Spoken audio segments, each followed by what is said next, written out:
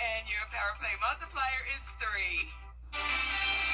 Now on News Channel 6 and 11, a new fire chief is in charge at the Wagner Fire Department. We talked with the new chief about his plans. And a congressman visits Blackville today. Hear what he had to say about agriculture and the Research and Education Center. And your news at 11 starts now. Live from Television Park, this is WJBF News Channel 6 at 11. Good evening, everyone. I'm Dee Griffin. Thanks so much for joining us. Coverage you can count on begins with a change in leadership for the Wagner Fire Department. After years of fire chiefs coming and going, city leaders have announced a new chief to lead the volunteer department. Graham Lee has the story.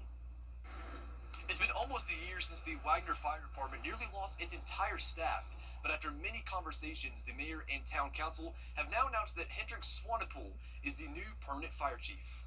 It was last November when former Fire Chief Tillman Rushton sent a 4-page resignation letter to Mayor Mike Miller and the rest of Town Council. 19 firefighters followed suit, meaning nearly the entire department left their positions. Patricia Middleton has called Wagner home for years. The people that I have talked to in Wagner and my own personal feelings are whatever it is that we need to do to get this fire department up and running, we need to do. After the resignations, Aiken County Council members voted to terminate the contract between the town and the county. Then earlier this year, Wagner Town Council approved an ordinance to separate the town from the fire department. Nearby fire departments have helped in the meantime, but neighbors say it's not enough. We want to know that when we are in need and we have a fire, somebody's going to show up and show up quickly, and that few seconds counts.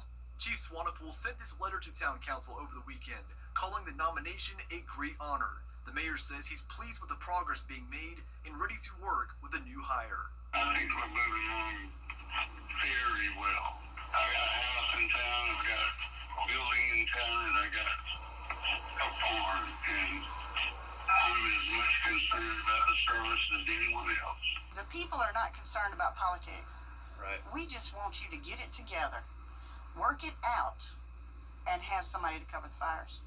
Chief Swanepoel is not available for comment, and he says the reason why is because he's already hitting the ground running, hiring new staff, and working to get this fire department back on its feet.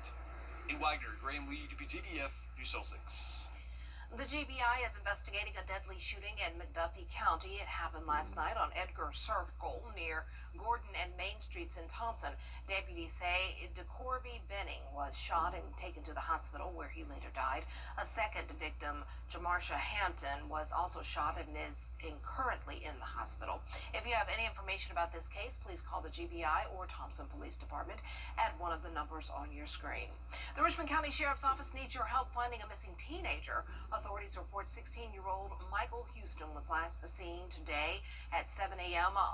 on Stevens Creek Road.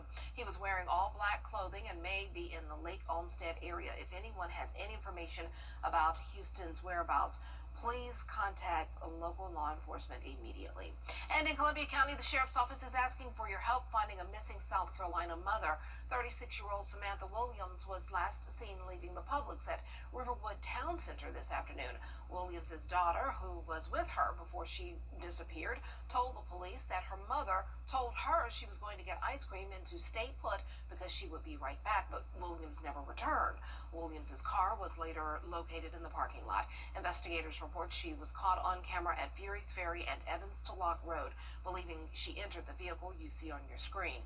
If anyone has any information about Williams' whereabouts, contact local law enforcement immediately.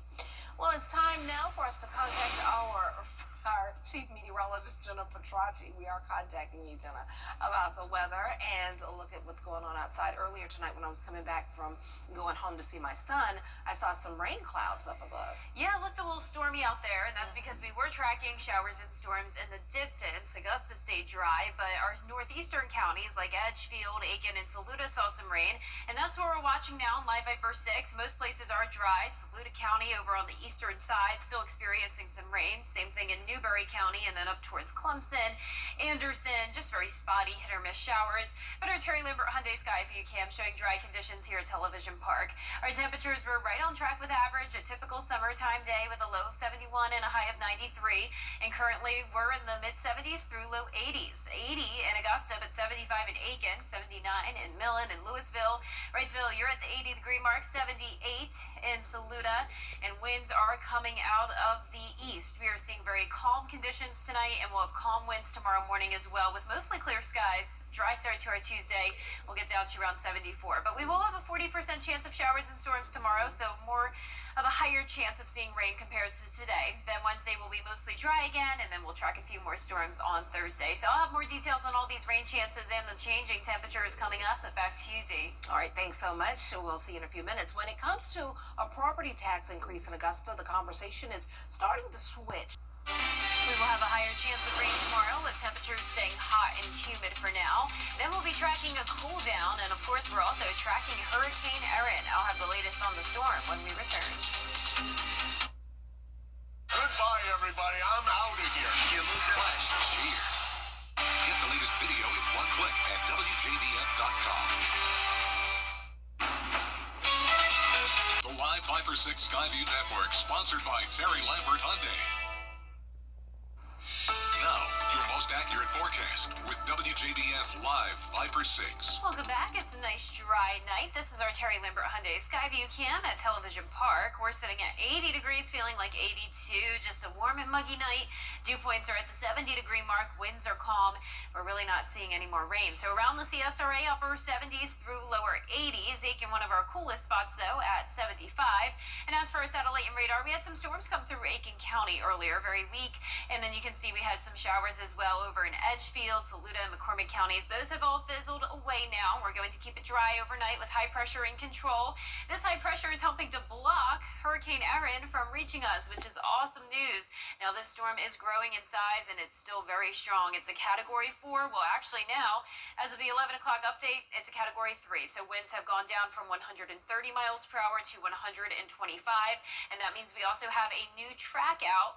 It's going to continue to weaken down to 120 mile per hour winds by Thursday, down to a Category 1 hurricane by Friday evening as it moves off towards the northeast. So it's going to still be turning a little bit westward before it goes east again, and that is going to bring it somewhat close to the coastline of North Carolina. But the good news is that this storm is going to be in between Bermuda and North Carolina. It's not going to be making a direct landfall anywhere, but since this is such a large storm with a large wind field, it will be impacting the entire East Coast with very rough waves, especially out near the center of the storm. But even along the coastline, we can still see those waves up to around 11 feet, maybe even here in South Carolina. So it's definitely important that you stay away from the water. Expect those rough rip currents over the week as Erin passes by.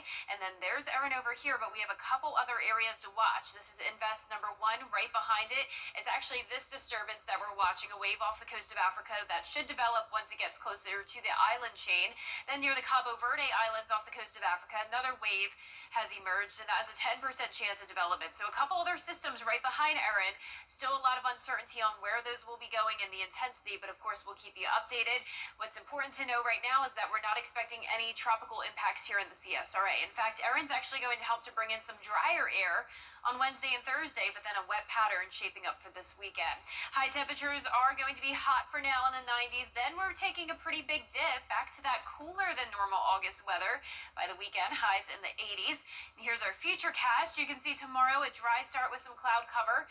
Winds will start to come out of the north, bringing in the cooler air, but still showers and storms tomorrow. But as Erin gets closer to the coast of the U.S., that will be bringing in that north wind and the drier air with it. And then we'll see those rain chances increase as we have another system approaching over the weekend. But once again, no direct impacts here from Erin. You can see tomorrow afternoon, showers and storms will start to develop. Some heavy rain, lightning, and thunder all possible, but not expecting severe weather or flooding. This continues throughout Tuesday night as well. Our low temperatures will be in the low 70s tonight. Highs tomorrow will be in the upper 80s to low 90s. And your 10-day forecast is showing rain chances at the lowest on Wednesday and Thursday before going back up to 60% this weekend. Temperatures are going to be going down into the mid 80s and then even next week. We'll heat up a little bit, but still staying below average for several days to come. Below average is good right now. Yeah, lots of below average days lately, Dave. I like it cool, but not cold. Yep. Thanks Me so too. much. Well, North Carolina coastal communities are on high alert ahead of Hurricane Aaron's expected impacts this week, with evacuation orders in place in some beach towns. Right now, they're going through what resources they may need and working with local emergency management at the coast to facilitate those evacuations, all while keeping a close eye on the forecast. What is needed to help them facilitate their evacuations? What are we looking at for sheltering needs, resource needs for response, talking like North Carolina National Guard, the State Highway Patrol, DOT, and others. Right now, their biggest concern is potential flooding from waves. They say anyone along the coast needs to be prepared for impacts, including a higher risk for rip currents. Well, coming up, Ukraine's president and up next, a West Side athlete had such a good game Friday night. He's got college recruiters calling him Superman. We'll tell you who he is and what he did up next in sports.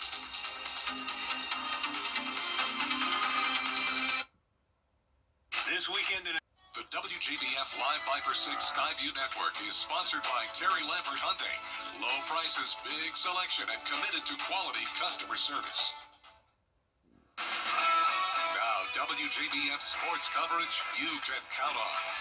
Well, it was a superhero kind of effort for one West Side Patriot football player, so much so he had coaches from Reinhardt University pasting his head on a picture of Superman's body. Who is that player? We're talking about West Side senior Tamari Curry. The senior's first game with West Side Friday netted him 200-plus rushing yards on 16 carries, 3 total touchdowns, including an 80-something yard jaunt to the end zone that you just saw right there. It all helped the Patriots pull off a 21-12 season-opening win over Laney. Now, if the name Curry sounds familiar to you CSRA football fans, you're probably thinking about Jontavius Curry, Thompson's star running back several years removed from Thompson's last state title run. The two Currys are cousins. Damari's doing his best to emulate his older relative.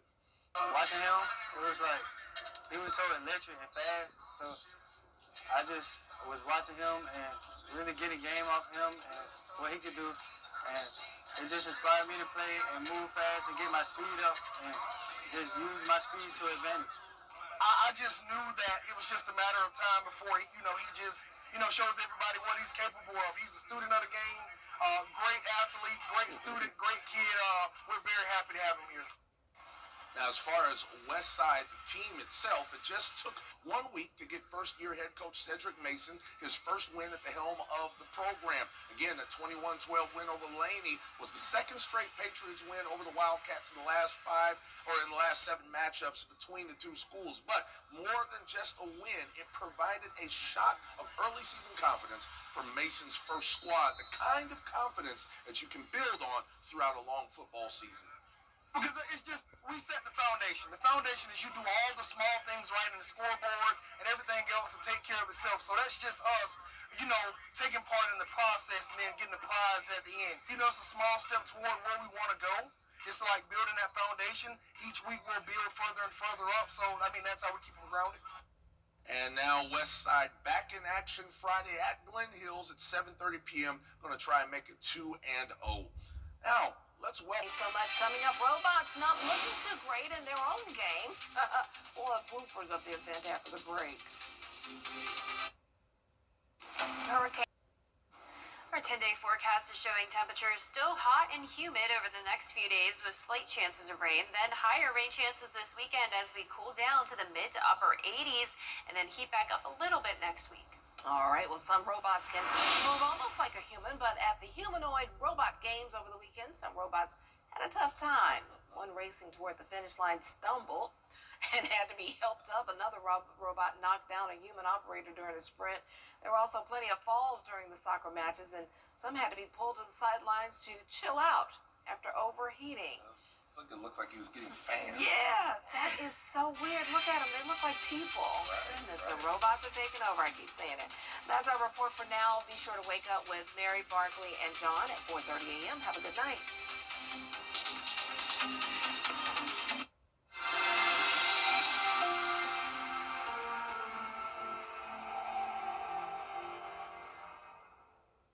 Once upon a bedtime.